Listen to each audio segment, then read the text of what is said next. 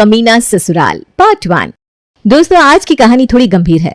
ये समाज के एक ऐसे पहलू को दर्शाता है जिसके बारे में जानते सब हैं, पर करते कुछ नहीं। एक लड़की जब शादी करके ससुराल आती है तो कई सपने संजो कर ले आती है, और दूसरी ओर सास ससुर शादी से पहले जिसे बेटी बेटी कहकर बुलाते हैं, वही उस बेटी को तो भूल ही जाते हैं। आइए आज हम एक नजर डालते हैं समाज की ऐसी एक सच्चाई पर। यह कहानी शुरू होती है पानीपत के एक शहर में, जहां शुभी अपने माँ बाप और भाई बहन के साथ रहती है।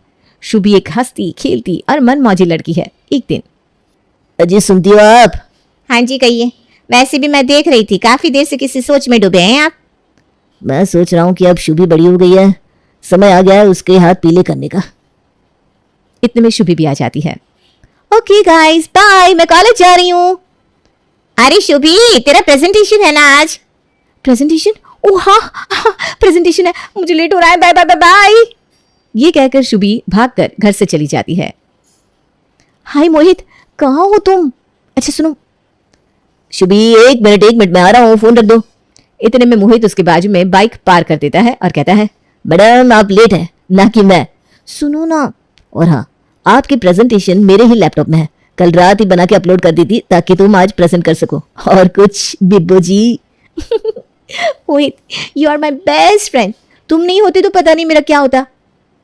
फ्रेंड फ्रेंड फ्रेंड, थक गया हूं मैं ये शब्द सुनकर। हे भगवान, इसे मेरी फॉरएवर फ्रेंड गर्लफ्रेंड बीवी बनाने का क्या हो गया? मोहित ये सोच रहा था और उसकी पीठ पर एक प्यारी सी थपकी आई। ओए मिस्टर, चलो ना, आप कॉलेज के लिए लेट हो जाएंगे। और कॉलेज पहुंचते ही शुभी क्लास में गई, जहां सबसे पहले प्रेजेंटेशन उसकी थी। क्या कमाल की प्रेजेंटेशन थी वो। सभी उसके लिए तालियां बजाने लगे और उसकी प्रोफेसर ने खड़े होकर उसके लिए तालियां भी बजाई। शुभी, आई थिंक तुम्हारे अंदर बहुत टैलेंट है बेटा। तुम बोल्ड हो और तुम्हारा प्रेजेंस ऑफ माइंड लाजवाब है। कुछ लोगों को स्टेज फियर होता है, पर तुम तो स्टेज को अपना ही बना लेती हो। बहुत आगे जाओगी तुम। बस कभी अपने हुनर को जाने मत देना। चाहे लाइफ में जितना प्रेशर हो, अपने हुनर को हमेशा बरकरार रखना। ये सुनकर शुभी को कुछ समझ में नहीं आया, पर वो थैंक यू बोलकर चली गई। कॉलेज की कैंटीन में मोहित ने जैसे ही उसे देखा, वो बोल पड़ा, अरे आ गई हीरोइन, मान गए। प्रेजेंटेशन में तो तुमने आग लगा दी। मैं तो अभी से ही सोच सकता हूँ, शुभी प्रेसिडेंट ऑफ मार्केटिंग, कोई अच्छी बड़ी कंपनी के लिए। शुभी हंस रही थी कि अचानक से उसकी नजर किसी पर पड़ी और उसकी मुस्कुराहट जरा सी कम हो गई। मोहित ने कुछ भांप लिया और कहा, क्या हुआ शुभी, किसे देख रही हो, क्यों चुप हो गई? मोहित, ये लड़का कितना हैंडसम है यार, काश ये मुझे डेट कर लेता। कौन? अच्छा ये प्रेम। देखो शुभी, एक लड़का होने के नाते मैं तुमसे कह रहा हूँ, प्लीज ऐसे लड़के को भाव मत दो। इस प्रेम का कैरेक्टर कुछ ढीला सा है। अच्छा जी, कोई करे तो रासलीला है और वो करे तो साला कैरेक्टर ढीला है। अरे यार शुभी, क्या मस्ती कर रही हो? मैं सच कह रहा हूँ, ये प्रेम ना अच्छा लड़का नहीं है, हो सके तो दूर रहो उससे। मुझे पता है, इसलिए मैं कह रहा हूँ। क्या पता है, बताओ तो। अरे कुछ बातें बताने की जरूरत नहीं होती है। खैर, मेरा काम ही तुम्हें प्रोटेक्ट करना है और वो मैं हमेशा करूंगा। अच्छा, प्रोटेक्ट करना? क्यों भाई? मैं अच्छे से अपना भला बुरा जानती हूँ, ठीक है? इतनी बड़ी हूँ, पढ़ी लिखी हूँ, समझदार हूँ। समझ गए जनाब? ओके ठीक है, चली जाओ, पर याद रखना, ये लड़कों के लिए तुम सिर्फ एक और लड़की हो और कुछ नहीं। उस बात को सुनकर भी शुभी ने उसे अनसुना कर दिया और वहां से चली गई। इत्तेफाक से रात को रील्स देखते देखते उसके पास एक फॉलो रिक्वेस्ट आई। आधी नींद में जब शुभी ने वो रिक्वेस्ट देखी तो उसकी आंखें झट से खुल गई। प्रेम? ओह माय गॉड, ये तो प्रेम की रिक्वेस्ट है, मैं विश्वास नहीं कर सकती। ये कहकर उसने तुरंत उसकी रिक्वेस्ट एक्सेप्ट कर ली और एक मैसेज आया। हे गॉर्जियस। हाय प्रेम। मैंने तुम्हें आज कैंटीन में देखा और देखता ही रह गया, फिर तुम्हारे बॉयफ्रेंड को देखा तो नजर घुमा दी। आई एम सॉरी, पर तुम्हारा चेहरा मेरी आंखों से हट ही नहीं रहा था, इसलिए दोस्तों से पूछकर तुम्हारी आईडी ली और तुम्हें फॉलो रिक्वेस्ट भेज दी। वो मेरा बॉयफ्रेंड नहीं है, अच्छा दोस्त है। आई मीन था, उससे ज्यादा कुछ नहीं। अच्छा, पर वो तो तुम्हारी हर बात काफी केयरफुली सुन रहा था, काफी सीरियस लग रहा था वो तुम्हारे लिए। ऐसा कुछ नहीं है, बेस्ट फ्रेंड है बस, और मैं उसे उसके आगे और कुछ नहीं देखती। चलो थैंक गॉड। Thank God? क्यों? अब कुछ नहीं। तो मैडम, अगर आप सिंगल है तो आप इस सिंगल लड़की के साथ कॉफी पीने चलेंगी? जरूर, क्यों नहीं। Let me know where. वैसे तो कॉलेज के पास एक कैफे है, पर पानीपत के कैफेस को कहाँ कुछ बनाना होता है। घर आ जाओ कल शाम को, वहां पर मैं वर्ल्ड्स बेस्ट कॉफी बनाकर पिलाऊंगा। कॉफी बीन्स खास इटली से इंपोर्ट किया है मैंने। घर? अरे अरे डरो मत, कुछ नहीं होगा तुम्हें, मैं हूं ना। अच्छा जी, शाहरुख मैं हूं ना। ठीक है फिर कल पक्का। अगले दिन शुभी कॉलेज का कहकर तो चली जाती है, पर वो कॉलेज पहुंचती नहीं है। मोहित उसका पूरा दिन इंतजार करता है, पर शुभी आती ही नहीं। उसके घर के पास बाइक पार्क करके हॉर्न बजा के भी उसने देखा, पर वो बाहर नहीं आई। ये शुभी कहाँ होगी? कहीं कुछ हो तो नहीं गया उसे? ठीक तो है ना वो? मोहित पूरी शाम बाइक पर पानीपत में जगह जगह उसे ढूंढता है, पर वो नहीं मिलती। फोन भी ट्राई करता है, पर वो लगता ही नहीं। अंत में वो शुभी के घर के बाहर बाइक पार्क करके वेट करता है और 8 बजे वो देखता है कि शुभी एक कार से उतरती है। बिना कुछ सोचे समझे वो उसके पास जाता है और कहता है, अरे शुभी कहाँ थी तुम सारा दिन? मैंने कितनी बार तुम्हारा फोन ट्राई किया, तुम ठीक है? और ये फूल किसने दिए? किसके साथ थी तुम? अरे बस करो मोहित, मैं कोई बच्ची नहीं हूं जो कहीं गुम जाऊंगी। और रही बात कि मैं कहाँ थी, क्या कर रही थी, किसके साथ थी, that's none of your business. अपने काम से काम रखो और हटो मेरे रास्ते से। अच्छा, नन ऑफ माई बिजनेस? पूरा दिन कॉलेज में वेट किया, शाम को पानीपत के चक्कर लगा लगा कर पागल हो गया, और तुम कह रही हो कि it's none of my business? It is my business. तुम लाइन क्रॉस कर रहे हो मोहित, तुम मेरे दोस्त हो, बॉयफ्रेंड नहीं, समझे? क्या लेना देना है तुम्हारा? लेना देना है शुभी, क्योंकि क्या? छोड़ो, तुम ना कभी समझी ना कभी समझोगी। बस अपना ख्याल रखना तुम, और कुछ चाहिए होगा तो मुझे बता देना। बाय। ये कहकर मोहित वहां से थोड़ी ही दूर शुभी को अपने घर के अंदर जाता हुआ देखता है। आंखों में आंसू लिए वो वहीं सड़क के किनारे घंटों बैठ जाता है और अपनी किस्मत को कोसता है। कुछ दिनों बाद, मोहित, मैं कई दिनों से देख रही हूँ, तुम बस अपने में खोए खोए से रहते हो। बताओ बेटा क्या हुआ? माँ, मेरा पहला प्यार अधूरा रह गया। मेरा भगवान पर से विश्वास ही उठ गया। बस मैं टूट गया हूँ, कुछ बाकी नहीं रहा जीवन में। ऐसा मत बोलो बेटा, ऊपर वाला अगर कुछ कर रहा है तो सोच कर ही कर रहा है।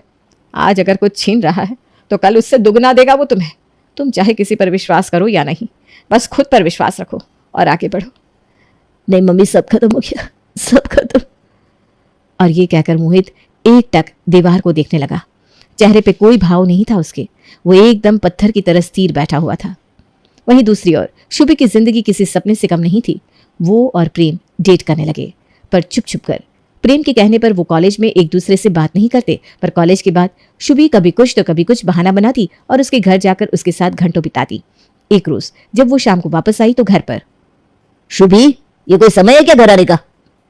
वो पापा, कल्चरल फेस्ट चल रहा है ना, तो इसीलिए प्रैक्टिस। तो फोन तो उठाना चाहिए ना। और ये भी क्या प्रैक्टिस जिसमें 1 बजे से 8 बजे तक तुम बिजी रहती हो? अब क्या हम अपना काम धाम छोड़कर तुम्हारे पीछे पीछे चलते रहे? और ये लड़का कौन था जिसकी गाड़ी से तुम उतरी? लड़का? नहीं पापा, मेरा फ्रेंड है स्टेफी। स्टेफी ने ड्रॉप किया मुझे। अच्छा, और स्टेफी तुझे फूल देती है रोज? फूल? नहीं नहीं, वो प्ले में मेरे कैरेक्टर को फूल चाहिए होते ना, इसलिए। ठीक है, तुम जाओ, जाके खाना खा लो और टाइम पर सो जाना। जी पापा। शुभी के जाते ही, जी, मुझे लगता है कि शुभी को बता देना चाहिए हमें। अरे बिल्कुल भी नहीं, अब राज खुलेगा कल। बहुत हो गई उसकी मनमानी। और अगले ही दिन जैसे ही शुभी उठती है, उसके पापा कहते हैं, शुभी, आज कॉलेज स्किप कर दो। स्किप? मगर क्यों पापा? वो कुछ लोग घर पर आ रहे हैं ना, इसलिए। ओके, पर कौन? देख लेना, और कुछ ढंग का पहन लेना, ये जीन्स जून्स मत पहनना, समझी? शुभी कुछ सोचती तो है, पर फिर उसकी माँ आवाज लगाती है। वो सब भूलकर माँ की मदद में लग जाती है। थोड़ी ही देर में 3 लोग घर आ जाते हैं, एक औरत, उसका पति और साथ में एक लड़का भी था।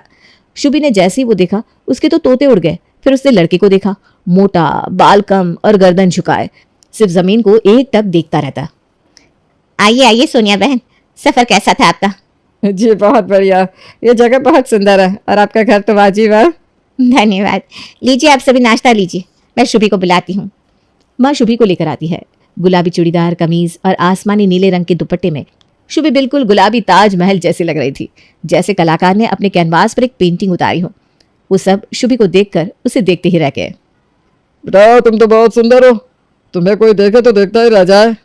जी। इनका मतलब है कि तुम बहुत ही प्यारी हो। अच्छा शुभी, यह है हमारा बेटा रोहित। आप लोग जाइए और कुछ बात कर लीजिए। नहीं मम्मी, मुझे कोई बात नहीं करनी, मैं ठीक हूँ। वो कहना थोड़ा सा शर्मिला है, इसलिए कोई बात नहीं बेटा, इधर ही बैठ। हाँ, शुभी का दिमाग तो पहले ही चलना बंद हो गया था और उस लड़के को देखकर तो वो और भी हक्की बक्की रह गई थी। वो लड़का उसे कुछ ठीक नहीं लगता। कुछ औपचारिक बातों के बाद लड़के वाले वहां से चले जाते हैं। उनके जाने के बाद, पापा, आपका दिमाग तो खराब नहीं हो गया? ये किस लहजे में बात कर रही हो अपने बाप से? अच्छा, आपको लहसी की पड़ी है, और वो लड़के वाले यक, आप सोच भी कैसे सकते हैं मेरी शादी के बारे में? अभी तो मेरा मास्टर्स बाकी है, मुझे करियर बनाना है। मैं ये सब किसी बेवकूफ लड़की की बीवी बनने के लिए वेस्ट नहीं होने दूंगी। देख बेटा, दिमाग से सोच, दिल से नहीं। इनसे मैंने पहले ही बात कर ली थी। जानती है ये लोग कहाँ से हैं? बॉम्बे से। हाँ, बॉम्बे से बेटा। तो वहाँ जाएगी तो इस छोटे शहर से तेरी आंखें उस बड़े शहर में खुलेगी, और फिर हम भी तो आ सकते हैं ना उधर। एक मिनट, ये लास्ट में क्या कहा आपने कि आप लोगों का आना जाना आसान हो जाएगा उधर? मतलब कि अपनी ऐश के लिए आप मेरी बलि चढ़ा देंगे? हरगिज नहीं। देख, हमने तेरा रिश्ता तय कर दिया है। ना वो दहेज ले रहे हैं, ना ही उनकी कोई खास डिमांड है। बस लड़की चाहिए उन्हें शुभी। अब शुभी डर जाती है और रात को फोन पर प्रेम को सब कुछ बता देती है। तुम एक काम करो, कल सुबह मेरे बारे में बता देना उन्हें, मैं आकर बाकी सब संभाल लूंगा। हाँ प्लीज, मैं तुम्हारे अलावा और किसी के साथ नहीं रह सकती। Please Prem, I love you. हाँ बेबी हाँ, डरो मत, हम लोग मैनेज कर लेंगे किसी तरह। और अगले ही दिन शुभी के घर आता है प्रेम। प्रेम को देखते ही शुभी के पापा उठ खड़े होते हैं और कहते हैं, जी कहिए, कौन है आप? आपका होने वाला दामाद। क्या क्या बक रहे हो तुम? जी हाँ, आपका होने वाला दामाद हूँ मैं। आपकी बेटी से बेइंतहा मोहब्बत करता हूँ मैं, और उसी से शादी करना चाहता हूँ। कैसा ये बदतमीज लौंडा? और ये बच्चलन लड़की कहाँ गई? शुभी, मैं आज ही लड़के वालों को फोन कर रहा हूँ, तुम्हारी शादी 15 दिन में हो जाएगी। ये सुनते ही शुभी अपने कमरे से भागती हुई आई। लाख मिन्नतें की, हाथ पैर जोड़े, पर कुछ फायदा नहीं हुआ। उसने भागने की भी कोशिश की, पर किस्मत ऐसी कि लोग उसे वापस पकड़ कर ले आए। शुभी शादी करके मुंबई, जिसे आप बॉम्बे के नाम से जानते हैं, वहां चली गई। ससुराल में पहला दिन। शुभी, अरे ओ शुभी, इधर आओ तो। जी माँ जी कहिए। एक काम करो, तुम पहले तो सबका खाना बना दो। मेरे और पापा जी के लिए तुम पहले चाय बना लेना, फिर नाश्ता सेट करके कपड़े धो देना, ठीक है? और कुछ चाहिए होगा तो बताना। जी मम्मी जी, पहले रोहित का टिफिन बना दो। ये रोहित रोहित क्या लगा रखा है? हाँ, रोहित जी कहो, समझी? रोहित जी, अरे पति है वो तेरा, कोई यार नहीं है? तेरे सारे यार होंगे पानीपत में, यहाँ ये सब नहीं चलेगा, समझी? और रोहित के लिए टिफिन क्यों? वो ऑफिस थोड़ी ना जाता है। रोहित जी ऑफिस नहीं जाते तो फिर? अरे वो शेयर मार्केट का काम करता है, वो घर से ही होता है। Share market? हाँ तो शेयर्स का काम करता है मेरा बेटा, पैसों में खेलता है मेरा राजकुमार। चलो, कुछ तो अच्छा हो रहा है मेरी लाइफ में। ये सोचते हुए शुभी अपनी गृहस्थी को संभालने में लग जाती है। थोड़ी देर में उसके ससुर उसे आवाज लगाते हैं। शुभी, ओ शुभी, इधर आओ तो जरा। जी पापा जी। बैठो यहाँ, नीचे बैठना बेटा। शुभी को कुछ समझ में नहीं आता, पर वो बैठ जाती है। अच्छा एक काम करो, मेरे पैर दबाओ, चलो। क्या? पैर दबाओ, हाँ ऐसे, जोर से। और सुनो, ये सब सूट वूट मत पहना, यहाँ साड़ी पहनो, या फिर टाइट सी टी शर्ट। हाँ, टी शर्ट सही रहेगी। वैसे तुम थोड़ी सी मोटी तो हो गई हो, जब घर में देखने आए थे तब तो पतली सी थी, शादी के बाद वजन चढ़ गया है तुम पर। अच्छा, मुझे भी ना हट्टी कट्टी और ताजी सी लड़कियां अच्छी लगती हैं। पिता जैसे ससुर के मुंह से ऐसी बातें सुनने के बाद शुभी के तो मानो हाथ पैर ठंडे पड़ गए। वो किसी तरह खून की घूंट पीते हुए अपने ससुर के पैर दबाने लगी। हाँ, थोड़ा जोर से शुभी, इतना मांस चढ़ा लिया है अपने ऊपर तो थोड़ी ताकत भी लगाओ, चलो। हाँ ऐसे, जोर जोर से, थोड़ा ऊपर। शुभी, थोड़ा ऊपर करो ना। हाँ। तभी उसे सास की आवाज आती है। आवाज सुनते ही सुनील अपनी लुंगी नीचे कर देता है और शुभी से कहता है, भाग जाओ यहाँ से और चुप रहना, समझे? शुभी की आंखों में आंसू आ गए। वो समझ ही नहीं पाई कि अभी एग्जैक्टली क्या हुआ था उसके साथ। वो आंसू लिए अपने कमरे में दाखिल हो रही थी कि उसे अपनी पति की आवाज आई। डार्लिंग, हाँ आऊँगा ना तुम्हें मिलने ऑनलाइन शाम को 7 बजे, वहीं देसी रोमांस वेबसाइट पर। अच्छा अभी तो बताओ तुमने क्या पहना है? वाह वाह वाह। शुभी को अब जोर का धक्का लगता है। ससुर ऐसा, पति उससे भी गिरा हुआ। दिन के 2 बजे ये क्या चल रहा है? और उसके पति का शेयर मार्केट। वो सोचती है कि अपनी सास को सब बताए, पर बताती भी क्या और कैसे? ऐसे ही अत्याचार चलता रहा। एक दिन, शुभी उठो, शुभी उठ जाओ, मेरे लिए जाकर कोल्ड कॉफी और मैगी बना लाओ, जाओ। रोहित जी सुबह के 4 बज रहे हैं, आप प्लीज अभी सो जाइए और मुझे भी सोने दीजिए। ज्यादा जुबान चलाती है क्या? और एक थप्पड़ आता है शुभी के मुंह पर। ये क्या? क्यों? ज्यादा बकर बकर की ना तो यही हाल होगा तेरा। ज्यादा होशियार मत बनना। हाँ, चल जाके जो कहा है वो बना कर ला। रोती हुई शुभी वहां से चली गई। किचन में खाना बनाते हुए अचानक से उसे अपने पीछे एक साया महसूस हुआ और फिर किसी ने उसे पीछे से पकड़ लिया। सुन शुभी, इस घर में अगर तुझे रोटी चाहिए और खुला हाथ, तो मेरी सेवा तो करनी पड़ेगी। जैसा जैसा मैं बोलूं वैसा ही करना। जी पापा जी, आती हूँ अभी। और फिर कुछ ऐसा गंभीर हुआ जिसका जिक्र करना भी नामुमकिन है। शुभी अपने कमरे में जाती है। उसे किसी चीज का कोई होश नहीं था, पर बेशुद्ध होकर वो लेट जाती है कि पीछे से उसका पति उसे कहता है, शुभी आई लव यू, यहाँ आओ तो जरा। और ऐसे शुभी एक चक्रव्यूह में फंस जाती है जहां घर में किसी से उससे कोई लेना देना नहीं होता। बस सब अपनी जरूरत के समय उसे बुलाते। एक दिन, शुभी यहाँ आओ। जी माँ जी। ये सारा दिन तुम घर में मनहूसियत मत फैलाया करो अपनी शक्ल लेकर। और वैसे प्रेम से बात होती है कि नहीं? ये नाम सुनते ही शुभी के होश उड़ जाते हैं। वो जिंदगी जो वो कभी छोड़ के आई थी आज फिर उसके सामने आ गई। उसे देखकर उसकी सास जोर से हंसने लगती है। अरे तू इतना क्यों घबरा रही है? बहुत यार रखने का शौक है ना तुझे। न जाने और कितनों को रखा होगा अभी तक। तुझे क्या लगा हमें पता नहीं चलेगा? अभी तेरे यार को बुला देती हूँ, चल मेरे साथ। और ये कहकर शुभी की सास उसे पीटती है, गालियां देती है और उसे कमरे में बंद कर देती है। शुभी चीखती चिल्लाती पर किसी को कोई फर्क नहीं पड़ता। अगली सुबह उसकी सास दरवाजा खोलती है और कहती है, सुन चुड़ैल, जल्दी से तैयार हो जा और खाना लगा देना। एक मेहमान आ रहा है आज, समझी? 1 घंटा है तेरे पास बस। जी माँ जी। शुभी जख्मी हालत में पहले खुद तैयार हुई, फिर घर की सफाई और खाने में लग गई। जब मेहमान आए तो वो किचन में चाय नाश्ता लगा रही थी और लेकर बाहर गई, पर वो जैसे ही उस शख्स की तरफ मुड़ी उसके चेहरे की हवाइयां उड़ गई।